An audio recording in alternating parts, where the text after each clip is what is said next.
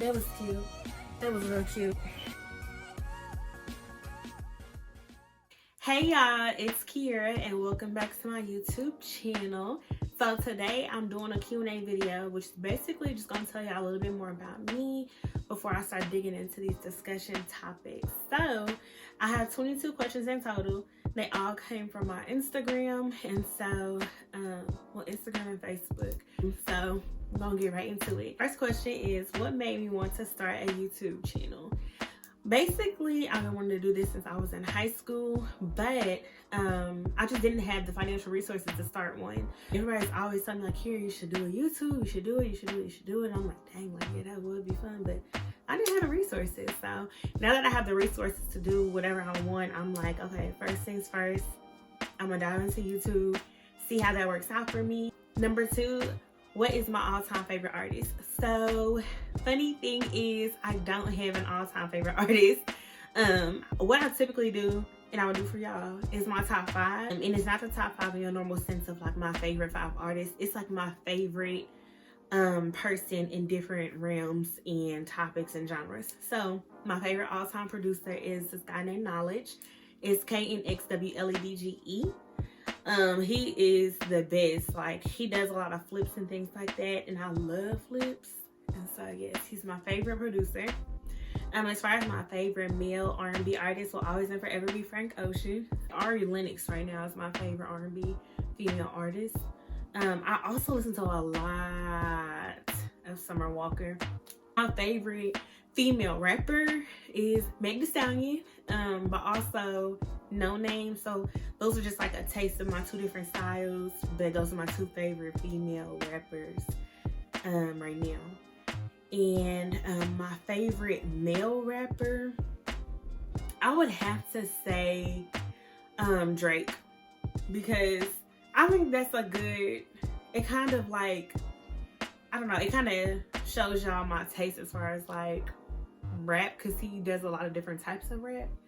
So yeah, I would say Drake. Again, like, I listen to a lot of different artists in general. Right now I'm heavy on Detroit music, so Babyface Ray, Rio, Vezo, Peezy, Band Gang, who else? GT, Baby Smooth, Dame Dot. Like, I like a lot of Detroit music right now, and I'm gonna plug y'all in because Detroit's coming with it right now. But again, like, my taste goes in a lot of different directions. So other times you might hear me listening to Mick Jenkins, Boz, Isaiah Rashad, Joey Badass.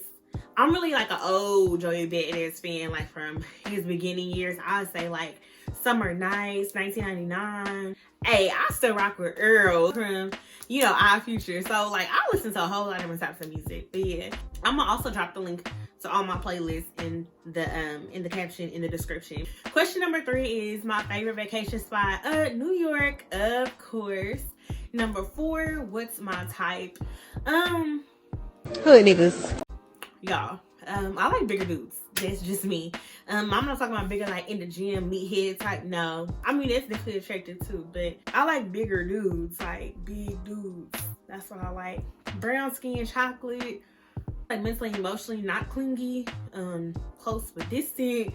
Somebody that's woke, that's very conscious of like the Black experience here in America, the Black experience at large, Black history, all of that. Somebody that knows how to prioritize, knows how to budget and spend their money well, knows how to hustle. Hustle's really important as far as my type. I do not want no lazy bum sitting on the couch all day, not making no money. I don't know. Like, I like somebody that's getting to it. Like, what's next? What's next? What we finna launch? What's the business? Like, not that you're addicted to money and that money's your number 1 focus, but just the hustle and the drive that you have, you gonna make it happen no matter what.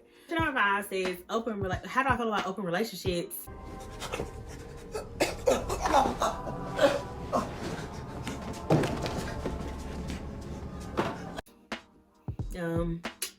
Click, goodbye. I don't think so. I'm also very territorial, like, over my friends, my family. I'm just very territorial in general. So me sharing somebody, that don't sound like your activity. But moving along.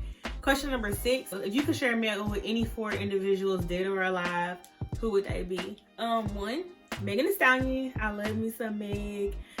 She's just real fun, real ratchet. And she's just a baddie. Like, she just do what she want. I love it. Valencia Clay. So she's an educator out in Baltimore, Maryland, I believe. I just love the way she thinks and her growth process. Like, I would love to talk about that with her, like just her growth and who she is and just telling her story. I would want to hear about all of that. She's amazing. Kofi, because he is fine and artistic. And then, how can I forget?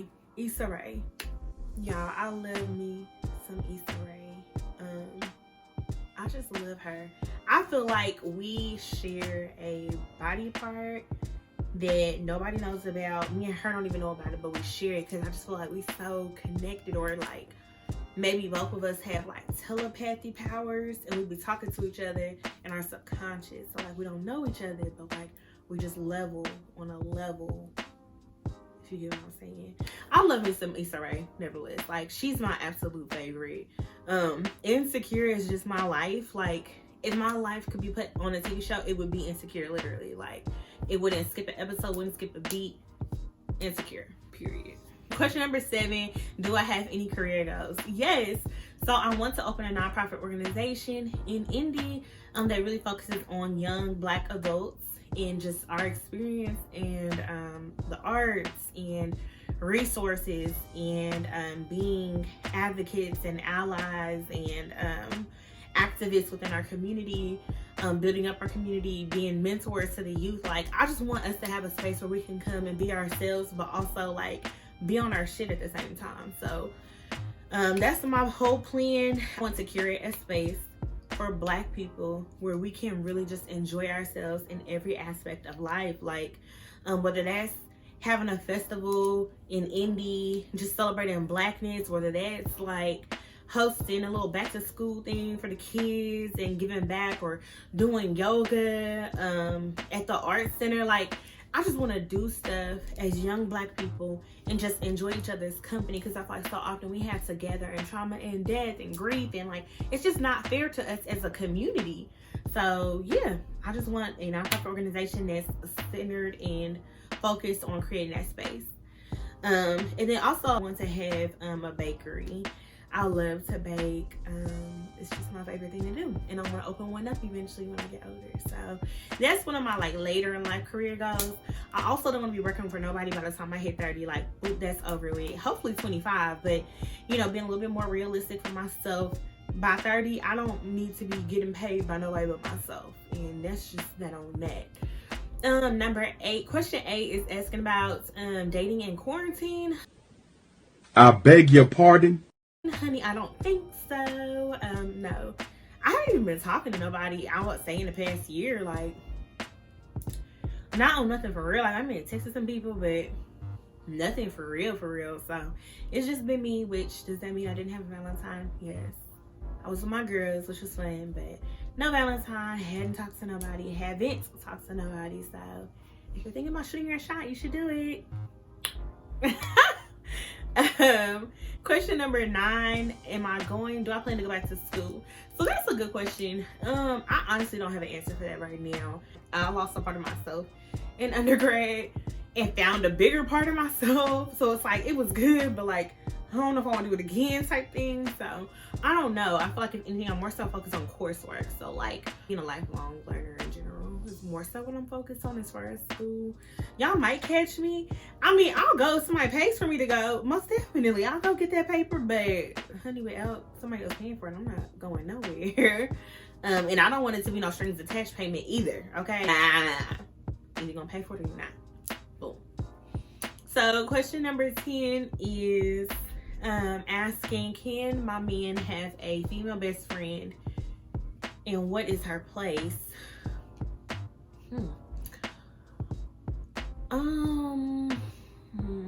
Yes, I'm gonna say yes, my man can have a female friend, just because I wouldn't want nobody to tell me I can have a male best friend if I have one. And I don't think that's really my place. Like, that's your best friend, there's nothing I can do. Now if she starts crossing the lines, we can have that discussion, me or her, but I would say yes. Yeah, he could have a female best friend. What's her place? Out of my relationship and out of my business. Question number 11 is asking, how do I feel about... Oh, okay. This has actually only happened to me one time. So, I think for me, it's like, it depends on what all occurred. So, if I feel like you was being real rude, real nasty, real disrespectful to me in high school or back in grade school, and now you in my DMs, we for the more so have a conversation about why did you treat me the way you treated me? Because I would like to know. And that's just that on that. Like, we ain't going no farther than that. We gonna wrap that up right there. Because I hold grudges. I'm not big on forgetting. And I'm working on that. And at this point in my life, I haven't conquered that. So it's like, I don't like when people go back on stuff that they've been said and did. Like, you said it because you meant it. You did it because you wanted to. Boom. What does that talk about? I feel like it's different if they didn't know you. Because, I mean, and that's fine. Like, you want to reach out to me. You didn't know me from high school. Now you want to get to know me. That's cool. But for you to know me, being rude and disrespectful and all this other type of stuff, talking trash, and now you want to, like, get on that with me, like, that's a little weird. Anyways, moving on. Question number 12 says, what motivates me? I'll say pressure, because I do my best work under pressure.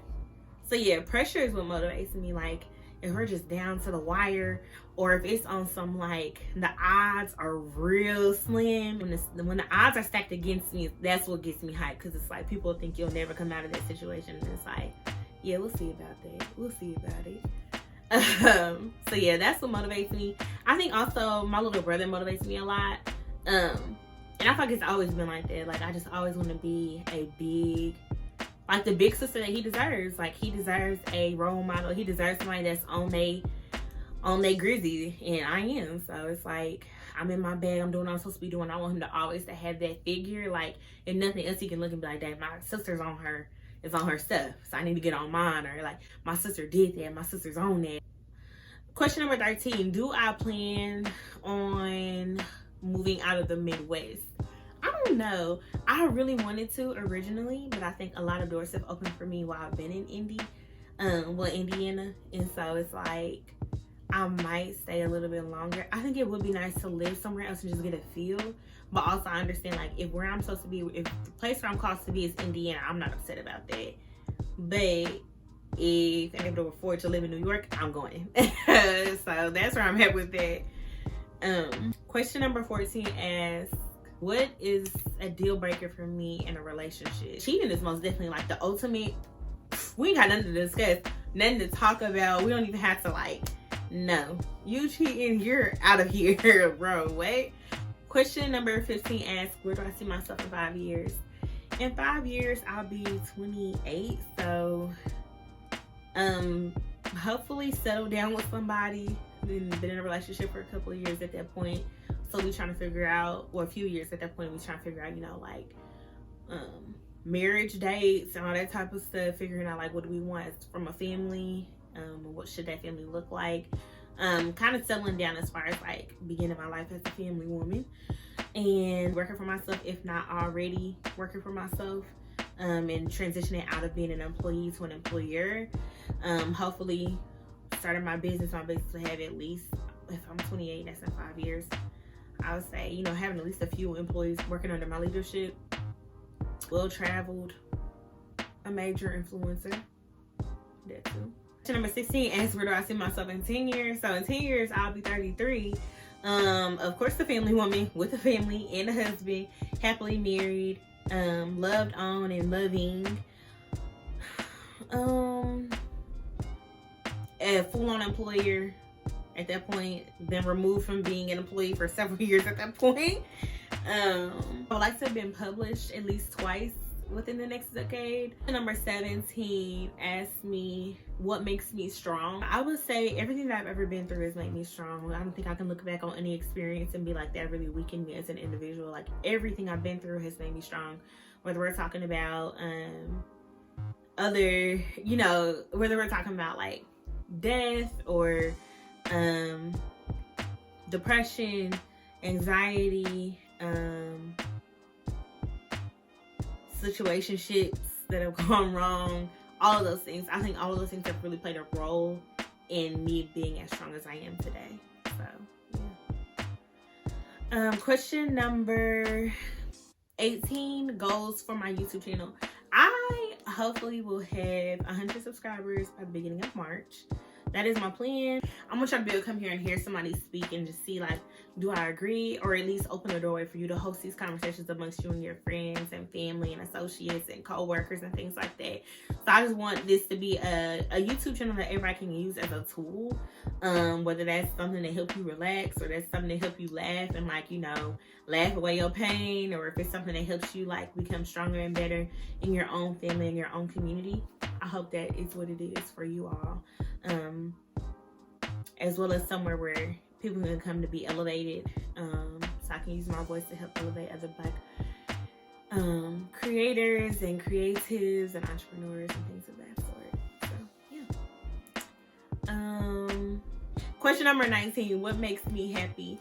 Honestly, it's when people remember the little things about me, because I don't know, I have a thing about feeling like I'm a very not memorable person. And so I think sometimes I just underestimate my experience and the effect that I have on people, and the impact that I have on people. And so it's just the little things, like my friend, I was helping her move into her house the other summer, and I had waited till it was later in the day and they were still getting stuff off the U-Haul truck. So I pull up, it's like nighttime or whatever. I'm like, hey girl, like, I'm here to help. So I'm about to start getting stuff off the truck, and she's like, get in the house. And I'm like, girl, I can get this stuff off the truck, like, I'm here to help, I haven't been here. And she's like, girl, you're allergic to mosquitoes, so I would like you to be in the house, you know, unpack, move stuff around, but you need to be in the house because you're allergic to mosquitoes. And I'm like, girl, you remembered. Like, that really be touching my soul. When he asked something petty that I have cut people off for, or that I will cut people off for. Ooh, child. When I'm talking to dudes and stuff like that, there is a lot of things that I will cut you off for, and it is honestly ridiculous, and to some people I genuinely apologize, but I don't know why I'm like this, but we'll just go on with the list. This dude called me on Facebook Messenger once. I was like, have you lost your mind? Because why would you do that? He actually called me twice. So the first time I was like, okay, it was the little AC. Then he called right back and I was like, goodbye. This dude didn't have no job. That is a big thing for me. Like, if you have no income, no side hustle, no nothing, it's like, no. You're available full time and you're working no time. Like, I don't understand. No. Being a pushover, I don't like that, because I'm not a pushover. And so it's like, stand your ground. If anything is gonna make me upset that you're not standing your ground, I don't have time for that. Calling me baby too early is really a thing for me. I don't like the whole pet name thing if you're not my man for real. Like, if I only been talking to you for a couple of days and you're calling me baby, probably not. Don't do that. So, boom, out of here. Calling me beautiful, I absolutely hate that. That's probably the #1 way to not get a response out of me, is by saying anything beautiful. Like, no. The whole good morning, beautiful. How did you sleep? Beautiful. What are you doing? Beautiful. Stop with all of that. Like, please stop doing that. That is my ultimate, like, pet peeve. And it's like, I don't even know how to address you without sounding insane. But, like, I absolutely hate that. Like, unless we had that type of rapport with each other where it's like we were talking for a long time and you like, you so beautiful, like, and it's like a genuine type of thing. But if it's like we early in the game, we talking, you talking about some good morning, beautiful, how did you sleep? Like, oh my gosh, stop with the corniness. Like, oh my, can we not just say good morning? What an emoji, or not, I don't care. Or just say, how did you sleep?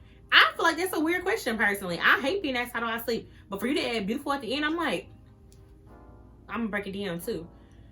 Back in the day when I was younger, the people on Facebook, it was a post about how women love to be called beautiful. Everybody seen it, and dudes started going crazy with the beautiful nonsense. So like everything was something beautiful, something beautiful. It ran me down. I'm like, oh my gosh, y'all are y'all serious? It just kind of like wore it out for me. And so I feel like for me, when I hear it, it's just like, you're not being sincere. Like, I'm not saying that I'm beautiful, but I don't need you, a stranger, to tell me I'm beautiful 32 times a day, twice a day. People don't be meaning it for real, and that's why I say don't do it. As far as friendships, I feel like if I at any point feel like you're not being genuine with me, then I'm gonna go ahead and wrap it up. Question number 21 asks me, what are the top 5 celebrities that I'm canceling? R. Kelly, Tory Lanez, Kanye West, the Kardashian family, and Doja Cat. But Doja Cat is like I low-key gave you 4.5 because I'm not sure if Doja Cat is canceled or not, but we'll say 5. Question number 22 is, if you could build a man using parts of celebrities, what would he be? Oh, okay. So he would have the body of Kane, the baby's bodyguard, because his body is crazy. He would be chocolate like Kofi or Daniel from Insecure. And he would have the face, I think, of, I low-key want to say Daniel of Insecure, like that would be his face. Or at least kind of his face. A little sprinkle of Trey Songz up in there, if you know what I mean. A little yellow beezy action. And as far as like mentally and emotionally, I would want him to be like an Andre 3000 Common type of woke. So that is the end of our first Q&A ever. Thanks for tuning in with me. Don't forget to like, comment, and subscribe. Turn the notification bell on so y'all don't miss no posts from me. Make sure you drop this video in your friends' chats and stuff like that. Ask your friends these questions. Let's get the conversation flowing. I want to hear y'all opinions too. So who would y'all ideal man look like, or woman?